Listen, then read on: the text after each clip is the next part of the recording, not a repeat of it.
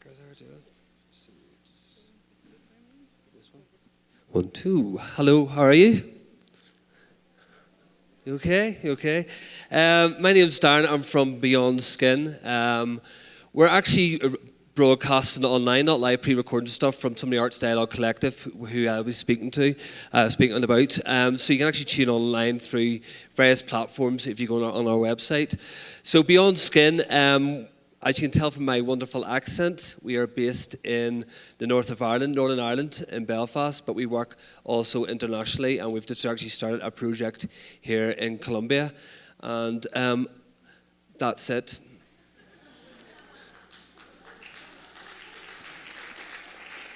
Now, I want you to do exactly the same thing. I want you to clap like you've just heard the best presentation in the world ever. I want you to clap together. But within that, I want you to find a beat or a rhythm. I want you to unite in rhythm. So applaud me like I've just done a great speech, and then find that rhythm, okay? So, right, try and find a rhythm. Find a rhythm together and clap.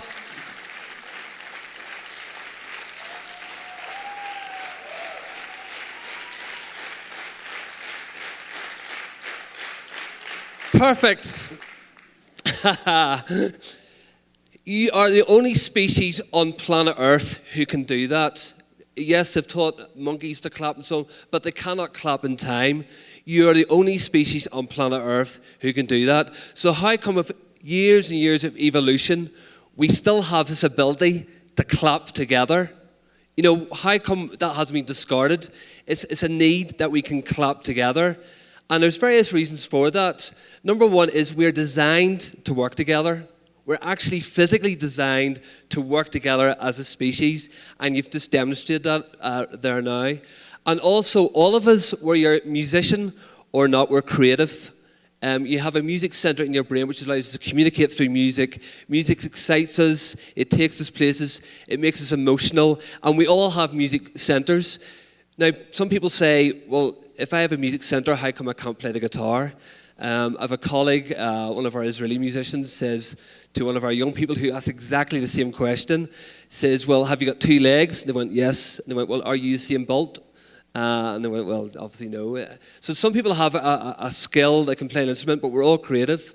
And I want to speak to you about Arts Dialogue. It actually came from a quote from one of our partners, Heartbeat, who operate in Israel and Palestine, bringing young people together through music. And Mark at one of our conferences stood up and says, music does not assist dialogue, music is the dialogue. It was in front, so obviously this is planet Earth, okay? It's a round, we're a sphere, so there's no upside or upside down, but this is the traditional way.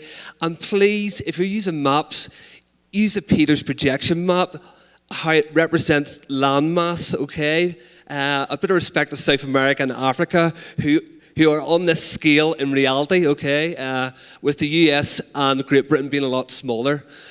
So this is the accurate map of the world. Arts Dialogue, we're up there in Northern Ireland. We're also partnering with UNOI, who work with United Network of Young Peacebuilders, who work right across the world. We have the Music Project in Sri Lanka. We have Heartbeat, Israel and Palestine. We have the National Institute of Music in Afghanistan. And we have Escalés de Paz here in Colombia, with the Brain Advisory as well, working in the Middle East. And that's some of our crazy people there who hang out together and travel to each other's countries, but communicate through WhatsApp. There's 37 of us communicate through WhatsApp. So we're a collective of international team of musicians, artists, producers, writers, and peace activists.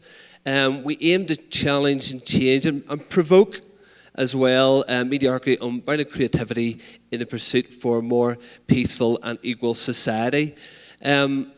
Coming from Northern Ireland, we've always used arts in various ways, but mostly to show how we're divided. And here's some examples here of some of our artwork representing our own divisions. And if you travel to Northern Ireland, they'll also be representing of like Israel and Palestine here, obviously, in some of the images, where one half of the community would have empathy with one half, and the other half would have empathy with the other half, and so on. So we've used art to express our differences. And in Northern Ireland, music has divided communities. And here's an example of one of the loyalist Protestant flute bands who are not allowed to march into a Catholic area. So Belfast City Council recently put in a European bid, and they said, I mean, they surprised a lot of people. They've been saying what we've been saying for years, that a lot of this peace building and conferences and good relations work is actually stifling our creativity. They're putting us into boxes. I was speaking to a Ugandan artist who says, I love jazz, but everywhere I go, they expect me to play African drums at these things. I just want to be an artist. So Arts Dialogue was set up to challenge that and put arts right back at the centre of peace building and good relations and give artists the freedom for creativity. Here is a picture which absolutely no interpretation whatsoever. It's just a weird thing. Here is a composition by John Cage. Again, just this kind of crazy kind of thinking. And that's okay. We're artists, we're musicians, and we should exercise that right in work to do peace building. We should be crazy. We can get away with it. We can do stuff that nobody else can get away with because we're artists. And we should use that stereotype and really milk that. I want to bring your attention to taking crazy to another level. When we move from crazy to brave, and this is one of our partners in Afghanistan who run a school there for girls, but also they're actually running an orchestra there as well, the Afghan Women's Orchestra, Zora. Ahmed was over in Northern Ireland earlier this year.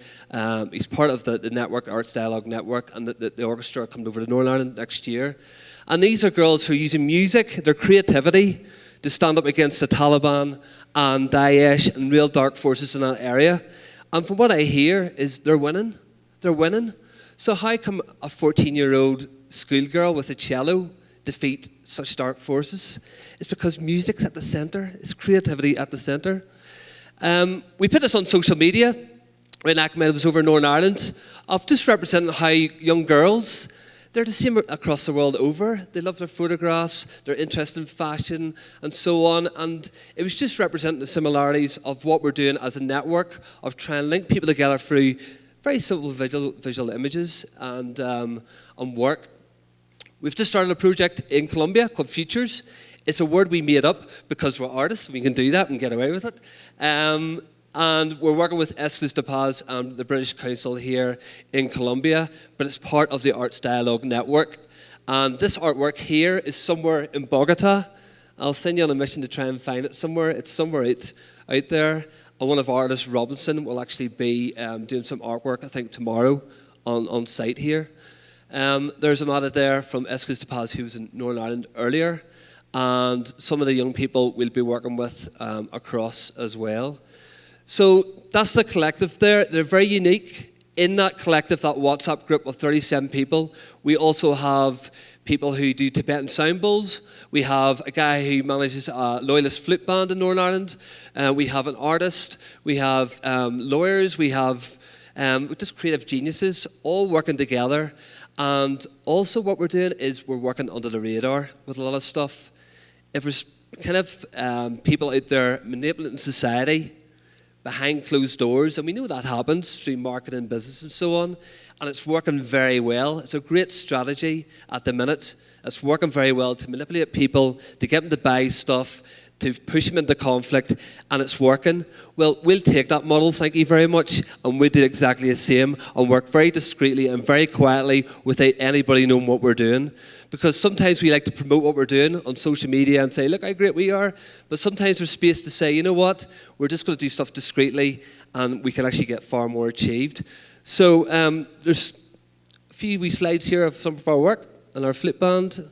And thank you very much for your time and listening. And thanks for participating as well as an audience. Thank you.